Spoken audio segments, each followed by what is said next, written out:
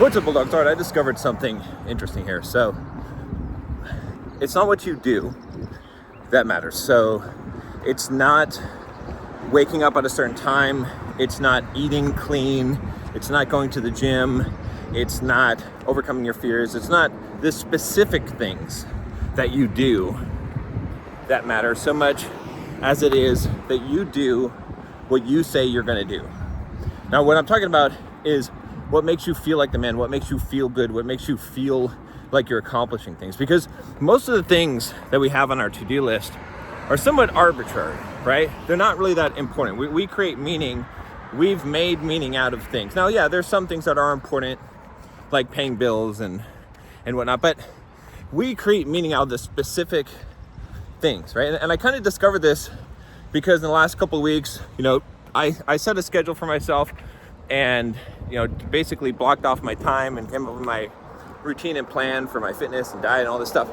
And I mostly followed it, but I loosely followed it. So what I mean by that is that I didn't completely, do the thing. So for instance, if I was supposed to, work specifically for 4 hours on my big project, I might have done it 3, and I might have mixed in some other work, and then I might have jumped ahead and did something else, instead of what I was supposed to do during that time. So I still got the things done, and I still did a lot of work, right? But I just wasn't doing exactly what I said. And the same thing with the diet.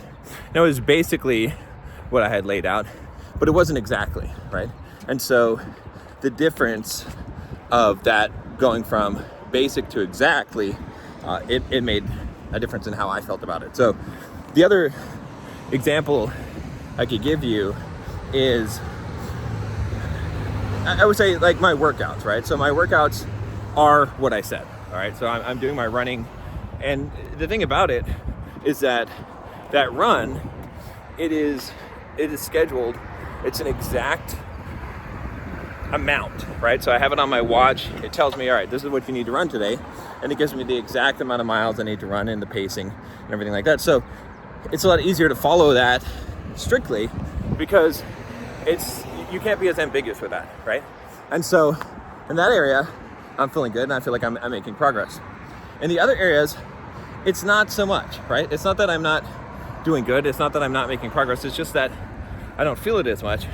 And so anyway, what I'm trying to say with this video is that it matters that you actually do follow the things strictly, right? So one example of this too is that a long time ago, I got a question from someone about fasting, right? I remember doing a video on this, and he said, and several of my coaching clients have said this one, that we've been doing like the fast all day, the 1 meal a day and stuff.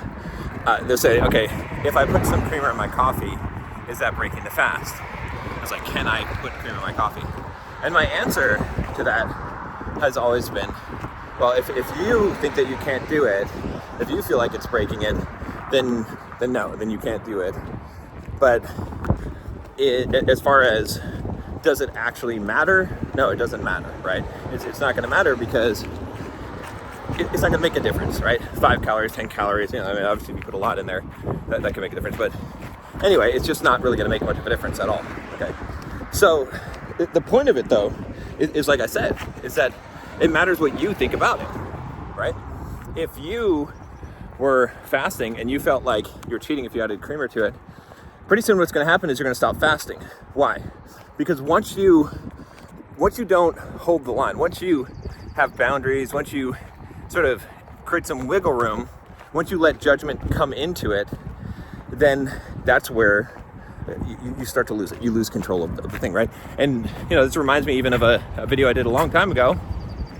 I remember when I was in Ireland, all right, and I was in Cork, Ireland, and I just got there at 11 o'clock, maybe midnight, and I recorded a video in the hotel basement on the treadmill running because I hadn't run for the day. I didn't have a chance. I was driving all day, and I was talking about how, look, this might seem crazy. I'd be like, oh, well, John, you could miss one run, but I treat everything like life or death, right? Because I know that even though I had a really good excuse and a good reason to miss one run, if I had done that, then I've started creating that slippery slope. Now I've made a judgment call. Now I've changed it from this is what must happen to, okay, well, this, under these circumstances, it's different. Like I've made a judgment call. Now, if I had explicitly made a rule, if I'd already said, all right, when I'm traveling, if I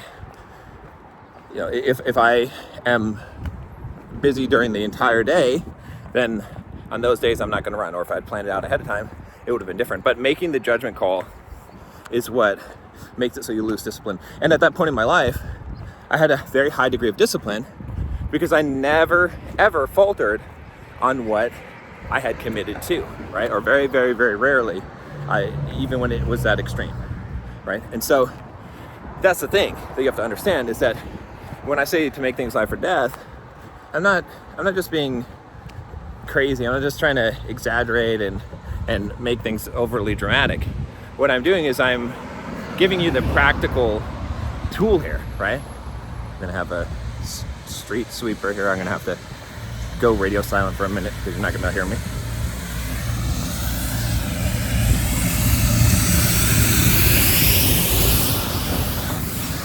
But yeah, so you see what I'm saying is that once you start making the judgment calls, then you've taken away the power of automatic discipline, right? If you have rules and you have to follow those rules and there's no exceptions to those rules and they're predefined, then you just do it, right? When I was eating 1 meal a day and that was just a rule, I don't eat until 5 o'clock.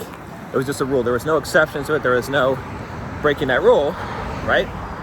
That's how it was. And that creates that high degree of discipline. And that's easier to keep up than making judgment calls. That's why even when I first started doing 1 meal a day, that's why I recommend that to a lot of my coaching clients is I'll say, hey, 1 meal a day is going to work for you because it eliminates the judgment calls. If you know you just can't eat until 5 o'clock every day, you don't have to ask any questions. You don't have to make any judgment calls. You just have to do the thing, right? It makes it a lot easier. Whereas if you're trying to eat healthy and you're trying to count calories and you're trying to make healthy choices, you're going to be constantly making judgment calls, which is going to deplete your willpower over time. So the more that you have rules for yourself, which that's what it really comes down to, the less that you have to make those judgment calls. So it really comes down to, like I said, it's not exactly what you do. That doesn't matter so much. It matters more about what you have said that you're going to do, right? Even now, I'll say, yeah, I ran a 3-mile run today. That's not a lot considering I'd run 50 miles before and I used to run 10 and 15-mile runs. Okay, but I'm following the plan. So I feel good about it because I accomplished what I set out to do, not because of what I did, right? If I ran 20 miles today, it doesn't make much more of a difference than running 3 because that's what I set out to do. Now, if I set out to run 20 miles and that was the plan and I only made it 3, I would feel bad. If you want to get your mindset right and really learn how to get discipline in your life, click link down below and join the Bulldog Mindset membership. I have a ton of content and courses in there that will help you do that. And you can jump on a live Q&A and ask me any kind of questions you want once a month. So check it out. See you next time.